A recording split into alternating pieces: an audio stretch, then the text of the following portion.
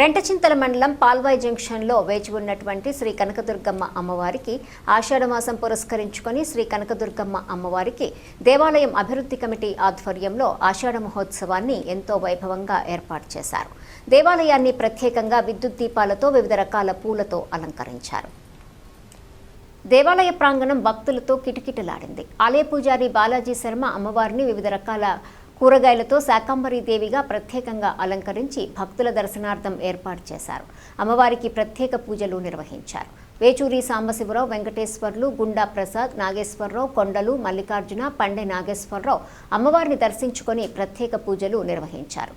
సాయంత్రం అమ్మవారికి ప్రత్యేకంగా వాహనం ఏర్పాటు చేసి బాజా భజంత్రీలతో పురవీధుల్లో ఊరేగించారు. అనంతరం ఆలయ అభివృద్ధి కమిటీ ఆధ్వర్యంలో భక్తులకు అన్న ప్రసాదాలు అందజేశారు. ఈ కార్యక్రమంలో భక్తులు అధిక సంఖ్యలో పాల్గొని అమ్మవారి తీర్థ ప్రసాదాలు స్వీకరించారు.